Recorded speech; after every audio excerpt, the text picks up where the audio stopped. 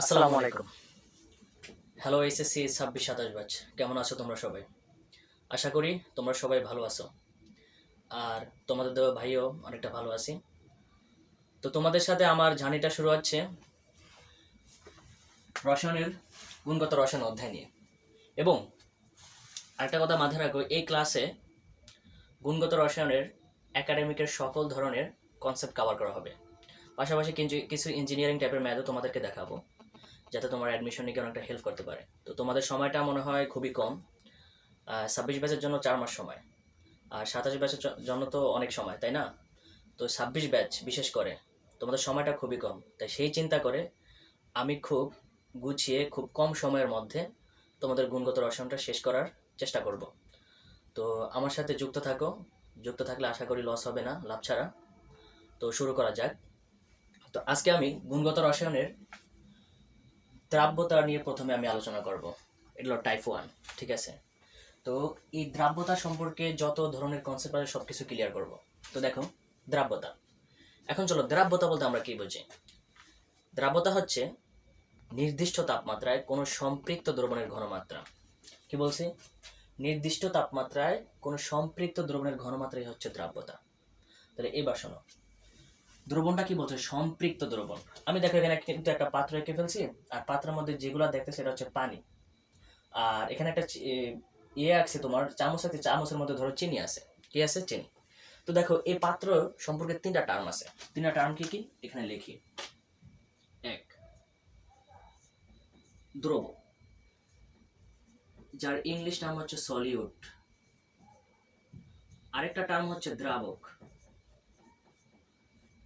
যার English term হচ্ছে solvent. আরেকটা টার্ম হচ্ছে দ্রবণ, যার ইংলিশ টার্ম হচ্ছে সলিউশন। এখন একটা জিনিস মাথায় রাখবা, দ্রব দ্রাবক এই দুইটা মিলে হয় দ্রবণ। এখন দ্রব কোনটাকে বলে, দ্রাবক কোনটাকে বলে, দ্রবণ কোনটাকে বলে, চলো আমরা একটু এবার শিখি। দেখো, এই পাত্রের মধ্যে যে পানি আছে না, এই যে পানিটা দেখতেছো না, এই পানিটাকে বলা হয় দ্রাবক। পানিটাকে বলা হবে কি? অলওয়েজ দ্রাবক, ঠিক আছে? এখন এই পানির মধ্যে বাইরে থেকে তুমি যাই মিশাবে না কেন, ওইটাই হচ্ছে দ্রব। তাহলে ধরো আমি এখানে চিনি মিশাই দিছি। কি মিশাই দিছি? চিনি। তাহলে চিনিটা হচ্ছে দ্রব, ঠিক আছে? এই চিনিটা হচ্ছে দ্রব। আর চিনি আর পানি মিলে বলো তো কি হয়? শরবত। চিনি পানি মিলে কি হয়? শরবত। এই শরবতটা হচ্ছে তোমার দ্রবণ, অর্থাৎ সলিউশন। ওকে, এই শরবতটা হচ্ছে তোমার দ্রবণ। এখন কথা হচ্ছে, দ্রবণ তো অনেক প্রকার হইতে পারে। তো এর মধ্যে আমার চাইছে কি, দ্রাব্যতা বলতে কি বোঝায়? নির্দিষ্ট তাপমাত্রায় কোনো সম্পৃক্ত দ্রবণের ঘনমাত্রা। সম্পৃক্ত দ্রবণ বুঝো? সম্পৃক্ত দ্রবণ হচ্ছে এই যে পানি আছে না, এই পানি কি পরিমাণ, সর্বোচ্চ কি পরিমাণ চিনি গ্রহণ করতে পারে, আর সেই দ্রবণ ধারায় সেই দ্রব ধারা যেই দ্রবণটা তৈরি হয় সেটা হচ্ছে সম্পৃক্ত দ্রবণ। অর্থাৎ এখানে যে পানিটা থাকবে, এই পানিটা কি পরিমাণ দ্রব গ্রহণ করতে পারে। তো এখানে একটা কথা লেখা থাকবে, সেটা হচ্ছে একটি দ্রাবক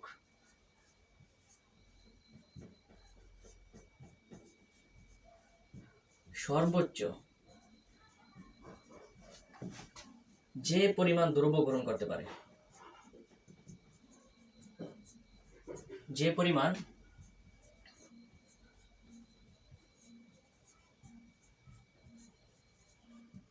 দ্রব গ্রহণ করতে পারে। কথা বুঝছো?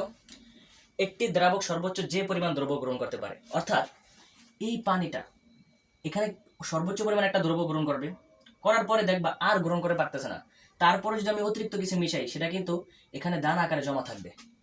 তাহলে কি বোঝা গেল? তাহলে বোঝা গেল, যদি আমি এবং দানা আকারে যদি জমা থাকে, সেখানে যে দ্রবণটা তৈরি হবে সেটা হচ্ছে অসম্পৃক্ত দ্রবণ। আর একদম প্রয়োজন মতো মিশালে যে দ্রবণটা তৈরি হবে সেটা হচ্ছে সম্পৃক্ত দ্রবণ। আর প্রয়োজনের তুলনায় যদি আমি চিনি কম মিশাই পানির মধ্যে, তাহলে যে দ্রবণটা তৈরি হবে সেটা হচ্ছে অসম্পৃক্ত দ্রবণ। তাহলে বলা যায় এখানে কম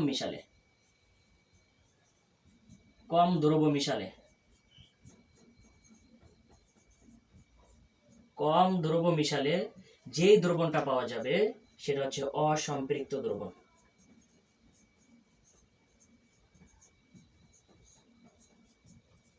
অসম্পৃক্ত দ্রবণ প্রয়োজন মতো মিশালে,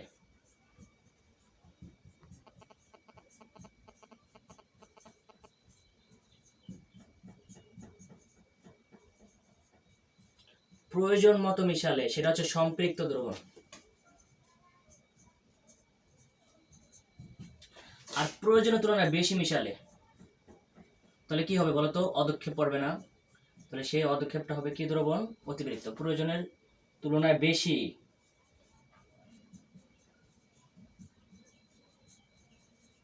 তাহলে সেটা হচ্ছে অতিরিক্ত।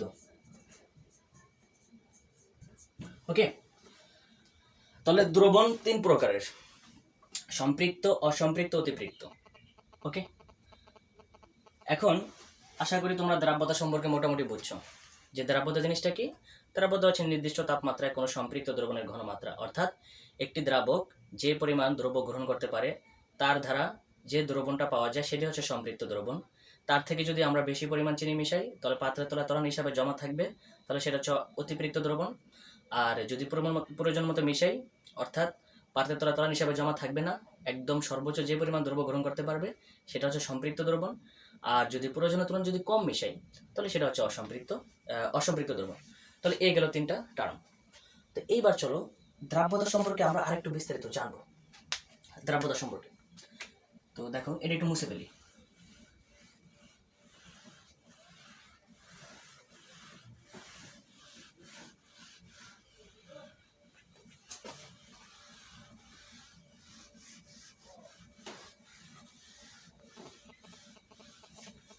দ্রাব্যতা তিন ধরনের হইতে পারে। দ্রাব্যতা কত ধরনের হইতে পারে বলতো? তিন ধরনের।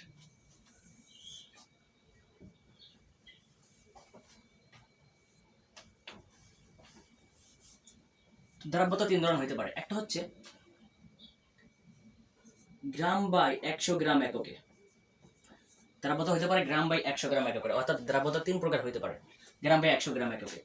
এবং কথা হচ্ছে এটা হচ্ছে একক বিহীন হবে। কি হবে বলতো? একক বিহীন। কিভাবে একক বিহীন? দেখো তো, উপরে গ্রাম আছে নিচেও গ্রাম আছে, তাহলে কি হবে?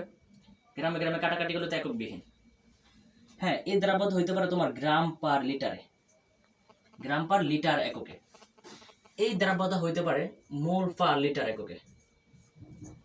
অর্থাৎ দ্রাব্যতা তিন ধরনের হইতে পারে। একটা হচ্ছে গ্রাম বাই 100 গ্রাম, সেটা হচ্ছে একক বিহীন। একটা হবে গ্রাম পার লিটার, আর একটা হচ্ছে মোল পার লিটার। এই তিন ধরনের। এবার চলো আমরা এই তিনটা সম্পর্কে একটু জানবো যে আসলে এই তিনটা জিনিস কি বলছে। তো প্রথমে আমরা গ্রাম বাই 100 গ্রাম এর কথার অর্থ বুঝো। এর কথার অর্থ হচ্ছে নির্দিষ্ট তাপমাত্রায় নির্দিষ্ট তাপমাত্রায়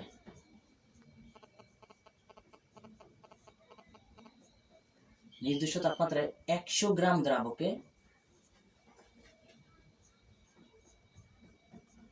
100 গ্রাম দ্রাবকে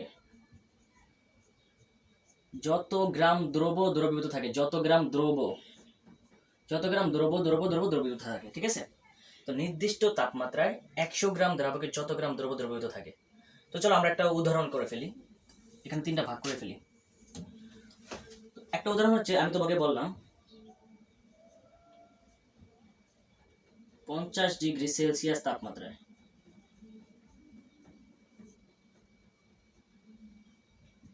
50 ডিগ্রি সেলসিয়াস তাপমাত্রায়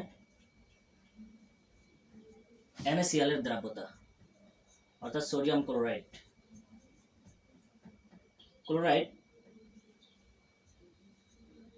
35, দ্রাব্যতা হচ্ছে 35। 50 ডিগ্রি সেলসিয়াস তাপমাত্রায় সোডিয়াম ক্লোরাইডের দ্রাব্যতা 35। এর অর্থ কি তোমাকে আমি জানতে চাইছি। দেখো, বলছি নির্দিষ্ট তাপমাত্রায় 100 গ্রাম দ্রাবকে যত গ্রাম দ্রবীভূত থাকে সেটাই হচ্ছে তোমার গ্রাম পর 100 গ্রামের দ্রাব্যতা। তাহলে এবার বলছে 50 ডিগ্রি সেলসিয়াস তাপমাত্রায় সোডিয়াম ক্লোরাইডের দ্রাব্যতা 35। এর অর্থটা কি? আচ্ছা তোমরা আমাকে বলো তো, এই যে 35 এটা কোন এককে দেওয়া আছে? এর কোনো একক আছে? নাই। যদি একক যদি না থাকে তাহলে এটা একক বিহীন। আর একক বিহীন হলে কোন এককে দেওয়া আছে? গ্রাম বাই 100 গ্রাম এই আকারে দেওয়া আছে। তার মানে এর অর্থটা হবে এরকম, যে এর অর্থ হচ্ছে 100 গ্রাম দ্রাবকে, অর্থাৎ 100 গ্রাম পানিতে 100 গ্রাম দ্রাবকে 35 গ্রাম দ্রবীভূত আছে। কত গ্রাম দ্রবীভূত আছে? 35 গ্রাম দ্রবীভূত আছে। ওকে, তাহলে আমি এটা একটু সুন্দর করে জানি। যেমন দ্রাবক এখানে কত পাইলাম? দ্রাবক পাইলাম ধরো 100, হ্যাঁ, তাহলে দ্রব্য কত গ্রাম পাইলাম? দ্রব্য পাইলাম 35, অর্থাৎ আমি বাইরে থেকে যেটা মিশাইছি ওটা পাইছি 35। তাহলে দুইটা মিলে কি হয় বলো তো? দুইটা মিলে হয় দ্রবণ। এবং এই দ্রবণটা কি হবে বলো তো? সম্পৃক্ত দ্রবণ। কত গ্রাম? কত গ্রাম বলো তো? টোটাল মিলে কত হবে? 135। এই যে 135 গ্রাম, এর অর্থ হচ্ছে এটা। তাহলে আশা করি তোমরা গ্রাম বাই 100 গ্রাম এককের দ্রাব্যতা সম্পর্কে ধারণা পাইছ। এবার চলো আমরা শিখব গ্রাম পার লিটার। গ্রাম পার লিটার এককে দ্রাব্যতা বলতে কি বোঝায়? তাহলে এখানেও সেম কথা আসবে, সেটা হচ্ছে নির্দিষ্ট তাপমাত্রায়।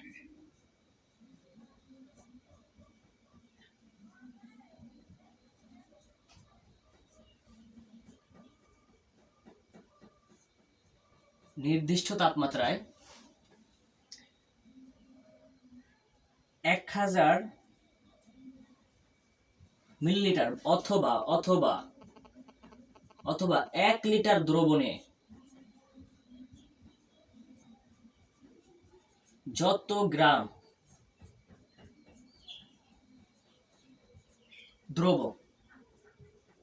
দ্রবীভূত থাকে।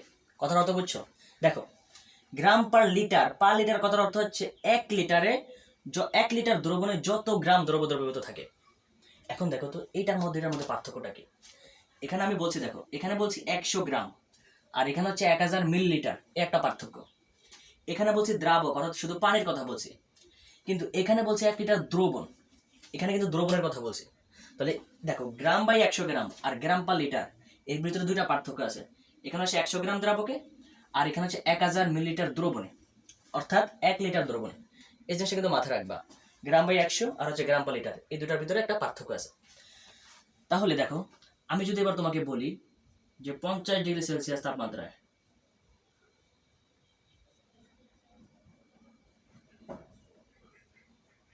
50 ডিগ্রি সেলসিয়াস তাপমাত্রায়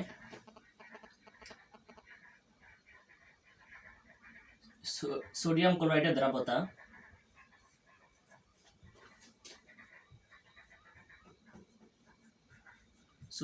দ্রাব্যতা ধরো 35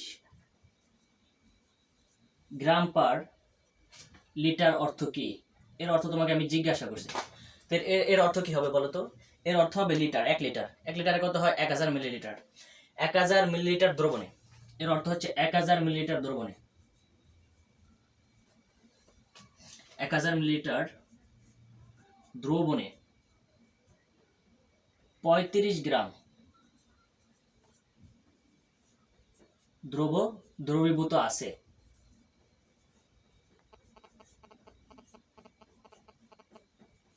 এটাই হচ্ছে কথা। কি বলছি? যে 50 ডিগ্রি সেলসিয়াস তাপমাত্রা সোডিয়াম ক্লোরাইডের দ্রাব্যতা হচ্ছে 1000 মিলিলিটার দ্রবণে 35 গ্রাম দ্রবীভূত আছে। ওকে, তাহলে আশা করি গ্রাম পার লিটারের ব্যাপারটা আমরা বুঝছি। তাহলে এবার আমরা শিখবো মোল পার লিটার। চলো, মোল পার লিটারটা কি হবে? মোল পার লিটারটা হবে, তাও দেখো এখানে লিটার আছে, তাহলে এখানে হবে তোমার নির্দিষ্ট তাপমাত্রায়।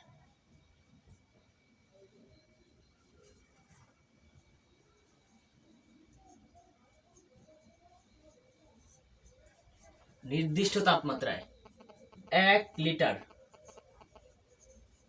অথবা 1000 মিলিলিটার দ্রবণে যত মোল, এখানে কিন্তু মোলের কথা বলছে, যত মোল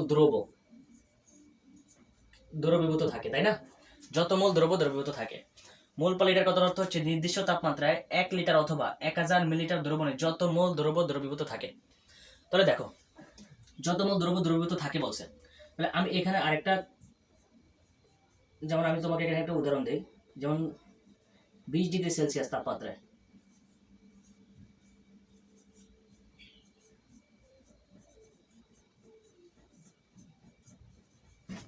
20 ডিগ্রি সেলসিয়াস তাপমাত্রায় সোডিয়াম ক্লোরাইডের দ্রাব্যতা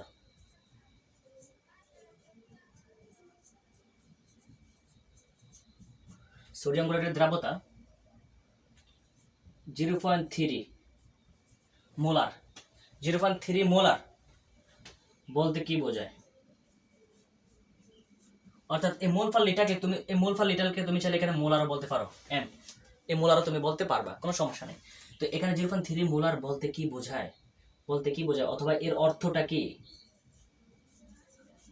দেখো এর অর্থ হচ্ছে 1000 মিলিলিটার দ্রবণে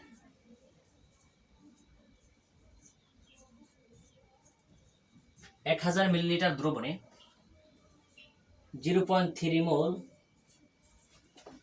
দ্রবীভূত থাকে।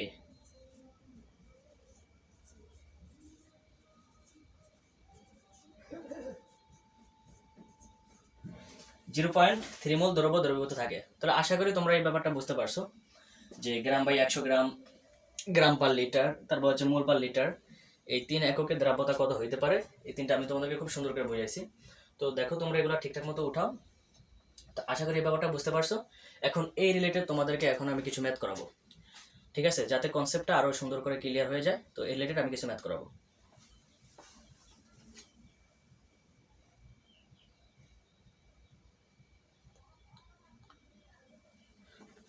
তো আশা করি এটা মুছা যাক এবং এই রিলেটেড কিছু ম্যাথ করাই।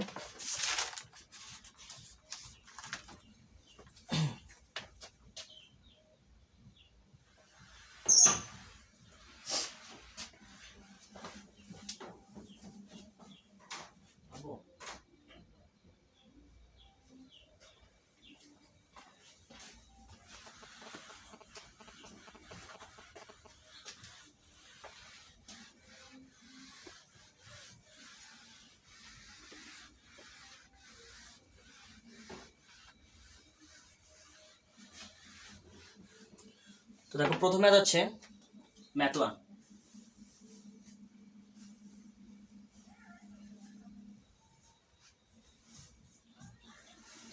কি বলছে, 40 ডিগ্রি সেলসিয়াস তাপমাত্রায় কোনো দ্রবের দ্রাব্যতা 40 ডিগ্রি সেলসিয়াস তাপমাত্রায়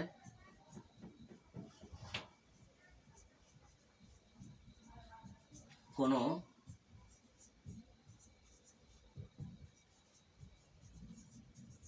দ্রবের দ্রাব্যতা 80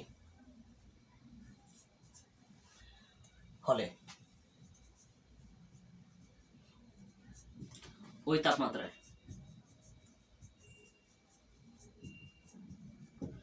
তাপমাত্রায় 1 কেজি সম্পৃক্ত দ্রবণ তৈরি করতে 1 কেজি সম্পৃক্ত দ্রবণ তৈরি করতে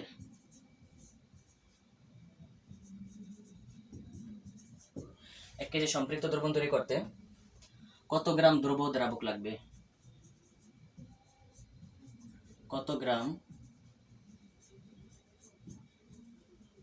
দ্রব ও দ্রাবক লাগবে? এটা আসছে রুয়েট 17-18-তে। তো দেখো একটা ইজি ম্যাথ, শোনো কি বলছে আবার দেখো। বলছে 40 ডিগ্রি সেলসিয়াস তাপমাত্রায় কোনো দ্রবের দ্রাব্যতা 80 হলে ওই তাপমাত্রায় 1 কেজি সম্পৃক্ত দ্রবণ তৈরি করতে কত বলছে 1 কেজি সম্পৃক্ত দ্রবণ তৈরি করতে কত গ্রাম দ্রব ও দ্রাবক লাগবে? তাহলে দেখো এই ম্যাথটা তোমাদেরকে আমি দুইটা নিয়মে করাবো। প্রথম নিয়মটা আমি তোমাদেরকে কনসেপ্ট ক্লিয়ারের জন্য করাবো, আর দ্বিতীয় নিয়মটা হচ্ছে একটা সূত্রের মাধ্যমে করাবো। ওই সূত্রটা তোমরা মনে রাখবা, ঠিক আছে? তো প্রথমে আমি যে নিয়মটা করবো এটা হচ্ছে কনসেপ্ট ক্লিয়ারের জন্য। তো দেখো সেটা কিভাবে করে, কনসেপ্ট ক্লিয়ার করার জন্য। দেখো এখানে বলছে কোনো দ্রবের দ্রাব্যতা 80। এখন আমাকে বলো তো 80 যখন দেখছো এটা কোনো একক আছে নাই, তাহলে এটা কোথায় দেওয়া আছে? গ্রাম বাই 100 গ্রামে দেওয়া আছে। তাহলে এই 80 কথার অর্থ হচ্ছে, এবার দেখো এই 80 কথার অর্থ হচ্ছে দ্রাব্যতা কত দেওয়া আছে? 80। কথা বুঝো, দ্রাব্যতা দেওয়া আছে 80।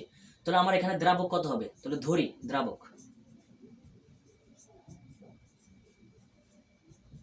দ্রাবক হচ্ছে কত? 100। এখন তোমরা আমাকে বলো তো দ্রাবক যদি 100 হয়, এখানে দ্রাবকটা যদি 100 হয় তাহলে দ্রব কত হইতে পারে? যেহেতু দ্রাব্যতা 80 তাহলে দ্রব হবে 80। এখন কথা হচ্ছে তাহলে দ্রবণটা কত হবে বলো তো? দ্রবণটা কত হবে? দ্রবণটা হবে দ্রাবক এবং দ্রবের যোগফল। তার মানে 100 প্লাস 80 ইকুয়ালস টু 180। তাহলে এখানে কত হইতেছে? 180 গ্রাম। তাহলে দ্রবণটা হবে তোমার 180 গ্রাম। তাহলে এইবার শোনো বলছে কি 1 কেজি সম্পৃক্ত দ্রবণ তৈরি করতে কত গ্রাম দ্রব লাগে? আমাকে দ্রবের পরিমাণটা চাইছে। তাহলে আমি একটা জিনিস এখানে জানি যে 180 গ্রাম, এই যে দেখো 180 গ্রাম দ্রবণ তৈরি করতে দ্রব্য লাগে 80 গ্রাম। তাহলে 1 কেজি সম্পৃক্ত দ্রবণ তৈরি করতে কতটুকু লাগবে এটা আমি কোন নিয়মে বের করবো? ঐকিক নিয়মে। তাহলে এবার আমি প্রথমে লাগবে 180 গ্রাম দ্রবণ তৈরি করতে দ্রব্য লাগে 80 গ্রাম। 180 গ্রাম সম্পৃক্ত দ্রবণ তৈরি করতে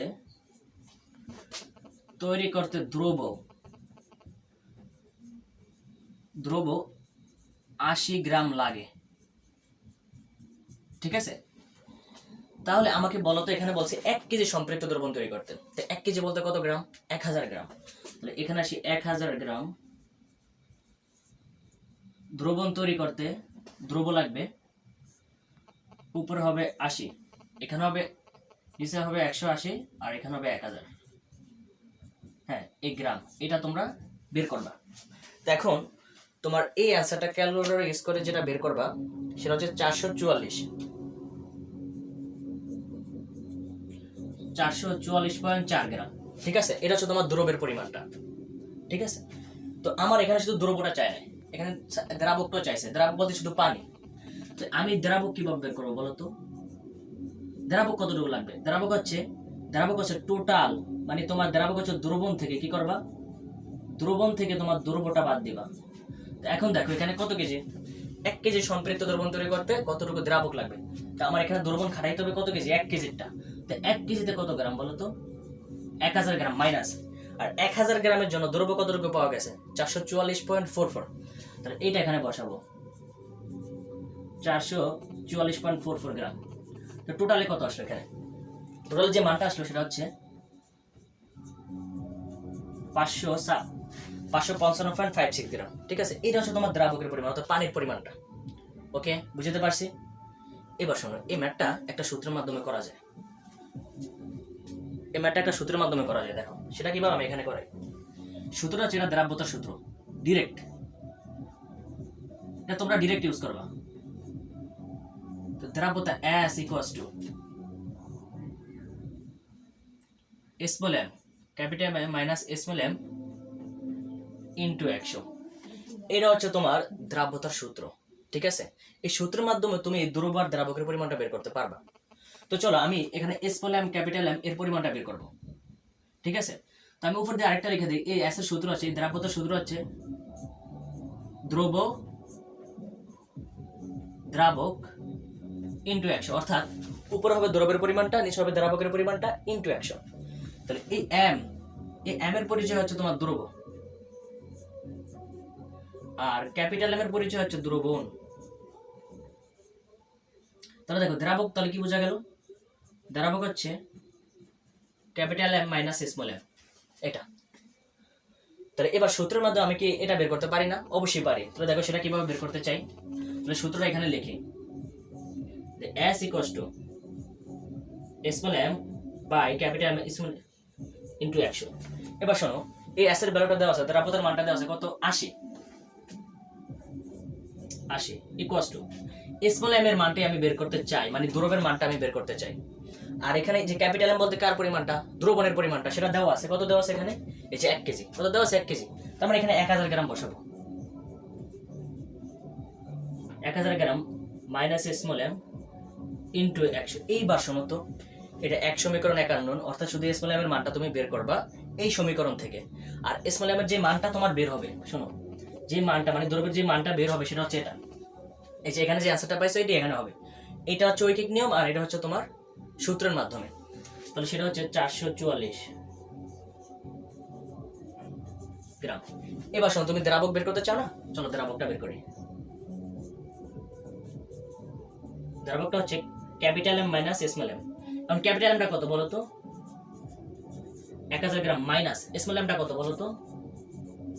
444.4। তাহলে টোটালে যে মানটা বের হবে সেটা হচ্ছে 555.56 গ্রাম। ওকে, বুঝাতে পারছি?